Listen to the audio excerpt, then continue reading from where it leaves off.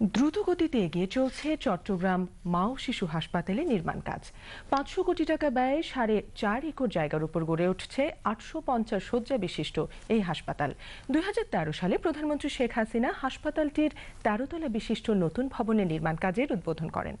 গোলাম কিবরিয়ার ক্যামেরায় চট্টগ্রাম ঘুরে এসে রিপোর্ট করছেন মোহাম্মদ মনিরুজ্জামান খান। এগিয়ে চলছে ৮৫০ শয্যা বিশিষ্ট চট্টগ্রাম মা ও শিশু হাসপাতালের নির্মাণ কাজ।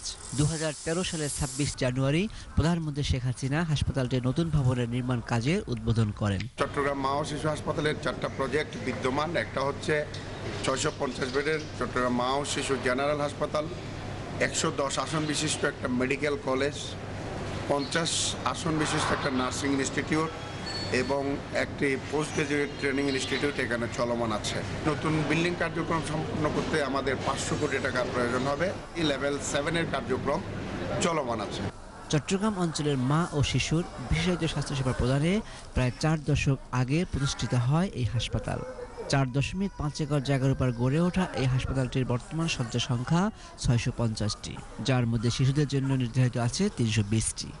এখানে বাচ্চাদের জন্য সব ধরনের সুযোগ সুবিধা বিদ্যমান। চোখ, নাক, কান, গলা, তারপরে শিশু বিকাশ কেন্দ্র, বিশেষ করে এই হসপিটালের অন্যতম একটি সেবা কেন্দ্র, যেখানে বুদ্ধি প্রতিবন্ধী বা অটিস্টিক বলি বা আদার্স অন্যান্য যে সমস্ত সেরিব্রাল পালসি বলি, এই সমস্ত সেবার সুযোগ চিকিৎসা বিদ্যমান। পিডিয়াট্রিক আইসিইউটা কিন্তু বাংলাদেশের হাতে গোনা কয়েকটি মাত্র প্রতিষ্ঠানে আছে। আমাদের এটা অনেক আগে থেকে বিদ্যমান।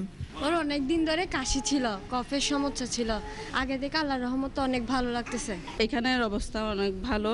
নতুন ভবনের নির্মাণ কাজ শেষ হলে এ অঞ্চলের মানুষের আধুনিক স্বাস্থ্যসেবা নিশ্চিতে এক নতুন মাত্রা যুক্ত হবে।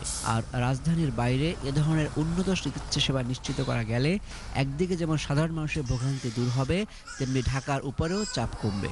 নিশ্চিত হবে জনগণের দোরগোড়ায় স্বাস্থ্যসেবা পৌঁছে দেওয়ার সরকারের প্রতিশ্রুতি। চট্টগ্রাম থেকে ফিরে মোহাম্মদ মনিরুজ্জামান খান, বাংলাদেশ টেলিভিশন।